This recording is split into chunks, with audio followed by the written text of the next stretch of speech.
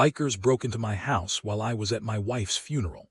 I came home to find 15 motorcycles parked in my driveway and my back door kicked in. My neighbors had called the police twice. I could hear power tools running inside my house. I was still wearing my funeral suit. Still had the folded flag from Sarah's casket in my hands. I just buried my wife of 32 years, and now someone was destroying my home. I walked through my kicked-in back door ready to fight whoever I found. I didn't care anymore. Sarah was gone. What else could they take from me? What I found in my kitchen made me stop breathing. 7 bikers were installing new cabinets. 3 more were painting my living room. 2 were fixing my broken porch that had been rotting for 5 years. 1 was on my roof patching holes I couldn't afford to repair. And sitting at my kitchen table, crying while looking at a photo, was my son. My son, who I hadn't spoken to in 11 years. "Dad," he said when he saw me, his voice cracked. "Dad, I'm so sorry." I didn't understand. None of this made sense. "What are you doing? Why are you here? How did you even know?" He stood up. He was wearing a leather vest, patches I didn't recognize, a club I'd never heard of. "Mom called me 3 months ago. Before she got bad, she made me promise something." My wife had stage 4 cancer, 6 months from diagnosis to death. She'd hidden how sick she was until she couldn't hide it anymore, refused to let me call our son. He made his choice, she'd always said. He chose to leave. But apparently Sarah had made a different choice when she knew she was dying.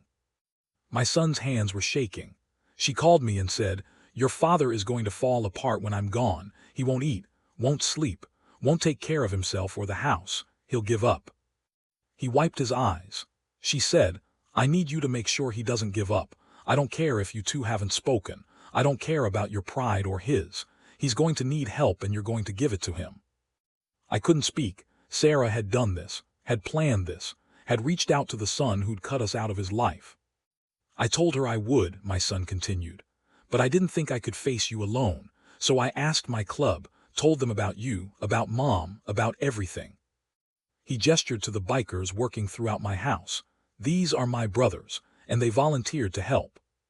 One of the bikers, a huge guy with a gray beard, walked over. "Mr. Patterson, your wife was very specific about what you needed. She sent your son a list.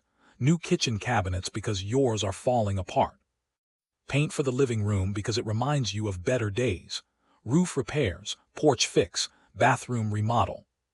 He handed me a piece of paper, my wife's handwriting, a detailed list of everything wrong with our house, everything I'd been too broke or too tired or too depressed to fix.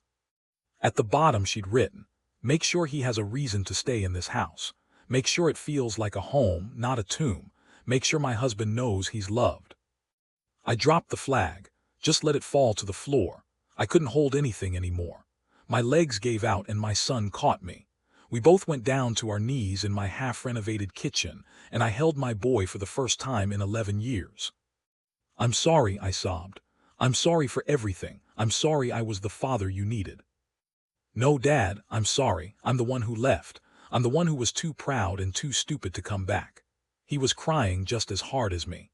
"Mom told me everything. She told me about the extra jobs you worked when I was in college, about selling your truck, about the promotion you turned down because it would mean moving away from my school."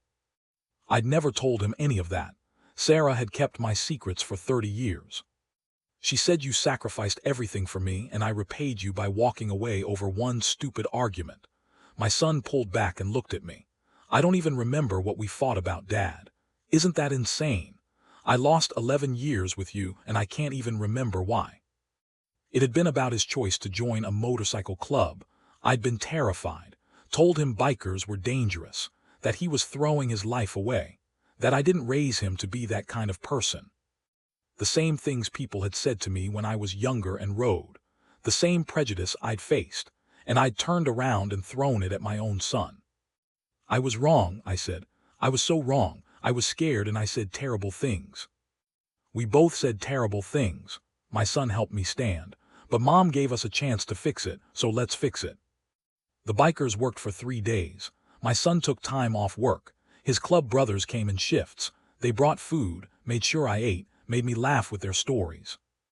I learned my son was a mechanical engineer. married, 2 kids, my grandchildren, 7 and 5 years old, a boy and a girl. They want to meet you, my son said on the second day, if you want to meet them. I started crying again. I'd been crying for 3 days straight. I'd give anything to meet them. He called his wife. An hour later she pulled up with 2 little ones. They came running into my house yelling, "Grandpa, Grandpa," like they'd known me their whole lives. My son had shown them pictures, told them stories, prepared them for this moment. His wife Jessica hugged me tight. "I'm sorry we waited so long," she whispered. "I should have pushed him to reconcile sooner." We had dinner that night, all of us, the bikers, my son's family, me. We ate pizza on my newly painted porch and watched the sun go down. One of the bikers, a guy named Tommy, sat next to me. "Your wife was something special, the way she planned all this, made sure you wouldn't be alone." He paused. "My old lady died 8 years ago. I know what it's like, that emptiness, but you've got family now. You've got people who won't let you fall." On the 4th day they finished.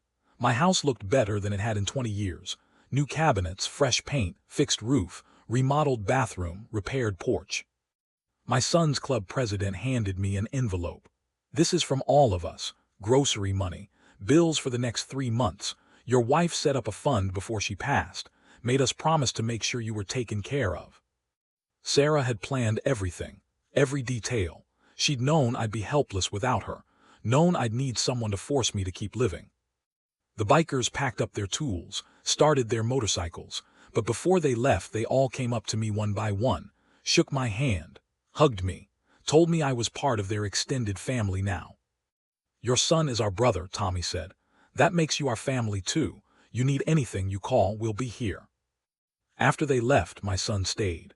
We sat on the porch with our coffee, like we used to do when he was young, and we'd watch the sunrise together. "I joined the club because I wanted what you had when you rode," he said quietly. "That freedom, that brotherhood. I wanted to understand why you loved it so much." He looked at me. "I joined because of you, Dad, not in spite of you." All those years, all that anger and silence, and he just wanted to be like me. "Your mom was smarter than both of us," I said. "She knew we were too stubborn to fix this ourselves, so she fixed it for us." My son smiled. "She told me if we didn't reconcile she'd come back and haunt us both. I believe her." I laughed, first real laugh since Sarah died. Oh, she absolutely would. We sat there until the sun came up, making plans, talking about the future, about the grandkids coming to visit every weekend, about him teaching me to ride again after all these years. "I've got an extra bike," my son said. "Nothing fancy, but it runs. We could go for a ride sometime, just the 2 of us." I nodded, couldn't speak, just nodded. That was 6 months ago. My grandkids come every Saturday.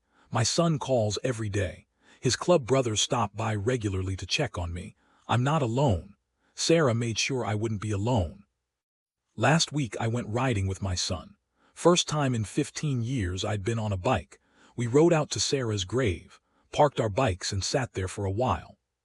"Thanks, Mom," my son said to her headstone. "Thanks for not giving up on us." I put my hand on the stone, cold granite, but I could feel her love, feel her determination, feel her refusal to let us throw away our relationship. "Thank you, baby," I whispered. "Thank you for breaking into my house. Thank you for forcing us to fix what we broke." People talk about bikers like we're criminals, dangerous, people to avoid. But 15 bikers broke into my house and gave me my family back. They worked for free, brought supplies, spent their own money, all because my wife asked my son for help and he asked his brothers.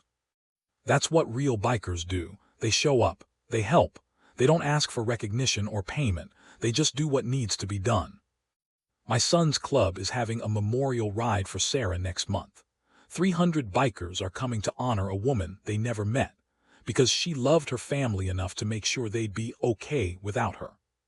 I'll be riding with them, on the bike my son gave me, wearing a vest his club made for me, an honorary member, part of the Brotherhood.